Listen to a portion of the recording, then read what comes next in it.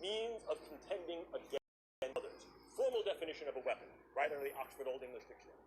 Means of contending against others. And we can do that in a number of ways. We can militate their behaviors and their thoughts in some ways as to make them more amenable to what we do, the idea of positive weaponology. Or we can in fact mitigate, and in some cases completely nullify, their capability, will, or engagement to fight.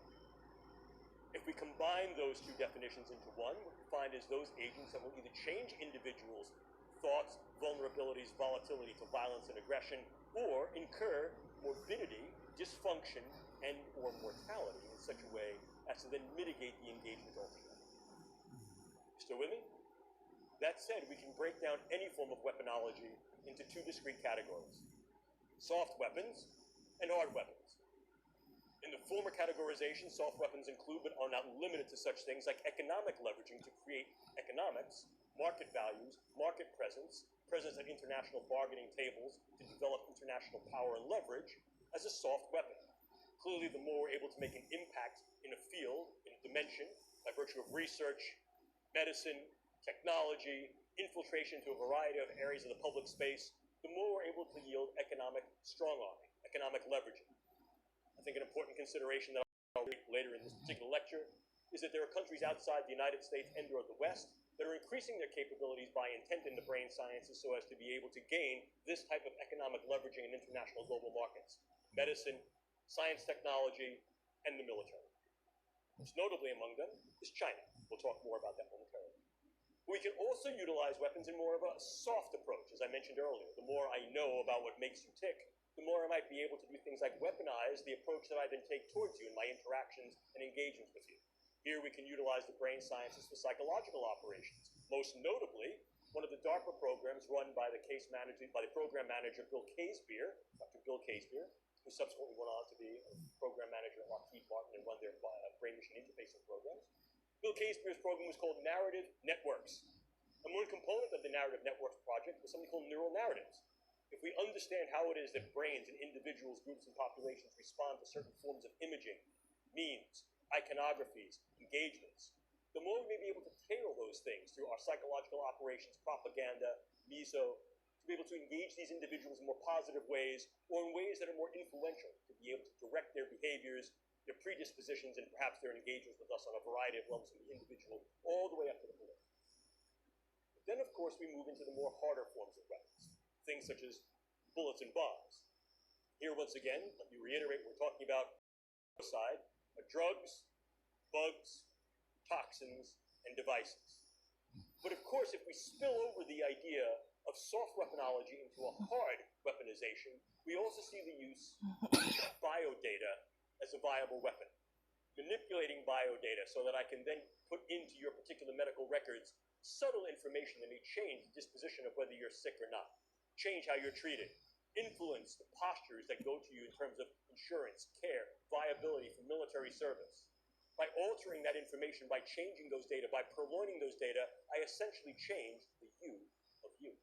And I can do that in very subtle and insidious ways. Furthermore, I can do that on a variety of different levels that can affect key individuals so that in fact your medical record changes to thereby render you incapable or at least invalid to be able to serve in a way you've served.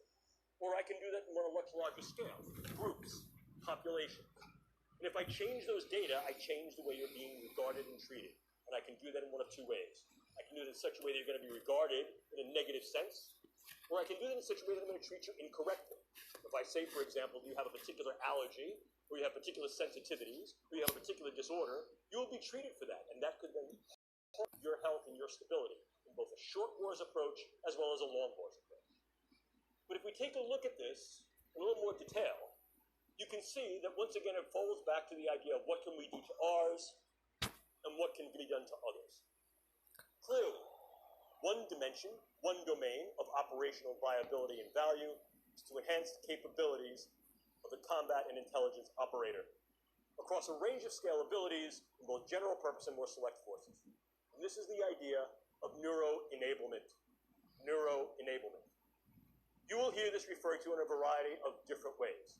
Performance optimization, enhancement, enablement, maximization, These terms mean something. A number of years ago, our group was tasked with the Air Force to develop a lexicon, a nomenclature, to be able to define these in more precise ways. I'll not bore you with that now. But the idea of enablement gives forth, I think, a particular meaning that's relevant. You're enabling individuals to do some aspects of a performance of a task that is germane and justified to their operational mission, and that is, in fact, done with regard to protection of their charges. So in other words, we're saying, we're going to make you good to go, and we've decided that this is good. The reason this can become problematic, of course, is that what definition of good are we using? What we define, whoever the proverbial we may be, to be good, might be quite different than what they, whoever the proverbial they is. And as a consequence, we have to keep a much broader window of opportunity and possibility open to be aware of the potential benefits, burdens, and risks that this type of engagement may pose. What types of things can we do to make our people better, if you will? Well, certainly we can use a variety of advanced psychopharmacologics and neuropharmacologics, in other words, drugs. And I refer you to a wonderful book written by a colleague of mine, Professor Jonathan Moreno, called Mind Wars. First edition came out in 2006, second edition came out in 2012. And Professor Moreno does a very good job in defining and explaining the history and historicity of the way that brain and cognitive sciences had been used in national security, intelligence, and defense operations, both by the United States and more globally.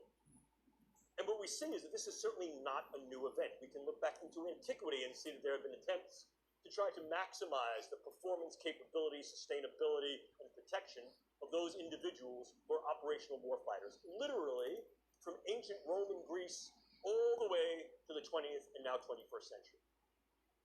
It's the tools and techniques based upon the understanding and depth that we have that increases the granularity and specificity of effect and increases sophistication and gravity of outcome.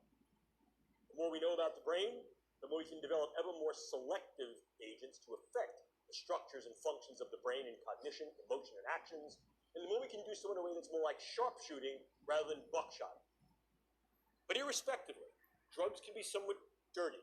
And what I mean by that is they can have a host of adverse effects, some of them side effects, some of them direct effects, and very often what we'll find is that unless we're able to deliver drugs directly to a particular site in the brain or elsewhere in the nervous system, they can have heterogeneity of effects throughout the body.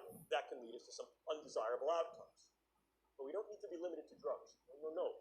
We can also use a variety of computational brain-machine interfaces that are both closed and open loop. And these include things like transcranial magnetic and electrical stimulation, stimulating the vagus nerve transdermally, or if you wanted to get somewhat more invasive, but certainly more specific, brain-machine interfaces by virtue of deep brain and superficial brain implants. I shall tell you that one of the leading projects in developing state-of-the-art brain implants is a DARPA-funded project aimed at the medical side for the treatment of neurological and neuropsychiatric spectrum disorders. And this program is called SubNets, Systems-Based Neurotechnologies for Emerging Therapies. What you also need to appreciate is that that DARPA program, like any program that is oriented towards engaging brain function to then alter those functions in certain ways, directional ways, can be harnessed for what's called dual use. Medical purposes that are then depurposed to medicine and used for other agenda, inclusive of warfighter enablement. Furthermore, we understand that there are a number of nations outside the United States, some of whom are allied, others that are at least competitive, if not combative, that are engaged in these types of programs, looking at the capability of transcranial and deep intracranial modulation of brain function to improve the functional performance of military and intelligence operators across a range of viable missional tasks. We are not alone in these pursuits. And I think that's something that needs to be appreciated. But it's not just a question of what we can do to our own. Because very often in raising these questions, we tend to, what I will err on the side of moral probity, we recognize there are particular limitations, limits, boundaries, thresholds, that perhaps should not be crossed in terms of what we can do. And if we intend to cross them, we only cross them with consent, and that consent is highly contingent upon the necessity of a continuity of research and clinical care. Understanding what happens to the individual once they've been enabled and enhanced, and what may happen when they're no longer enabled and enhanced. In other words, more colloquially, when Superman goes back to being Clark Kent, what happens to Clark becomes the burden and obligation of our responsibility. However, those ethics are not homogeneous on the world stage. And the idea of pushing the envelope of what can be done to the combat, warfighter, intelligence operator, and perhaps more broadly, to those individuals who may oppose particular regimes and or may be military fighters against your own regime, It's very often bounded by, and in some cases deconstricted by philosophies, cultures, and ethics of those individuals who may be competitive, if not combative to us. So in other words, this can also be weaponized against others. And this is where we get into the idea of novel neuroweapons. Once again, this is not necessarily new, but the momentum of this dimension of the field has accelerated as a consequence of increased understanding of the brain and increased capability to develop tools and techniques to access and affect the brain. So what are we seeing here? Well, take a look. We see in-close neuropharmaceuticals and organic toxins. What's new about this is the in-close nature of this. Increasingly, we're not seeing these things as weapons of mass destruction against gross aspects of the population. Although, certainly, many neuroweapons such as sarin gas and VX and other forms of neurotoxic agents can be leveraged against large groups of people, but that's massively, perhaps, might be targeting individuals on a level that allows either direct attribution or covert engagement with non-attribution. Let me give you an example of what I mean. So this gentleman is the leader of some group, political group, a social group, a combative group, and under the veil of a white flag, he and I are now to have some kind of a caucus, a meeting. And during that meeting, what I do is I lace the rim of his drink, or his pen, or his seat, or something in his immediate environment with very, very low dose drug or toxins that are going to affect his stability.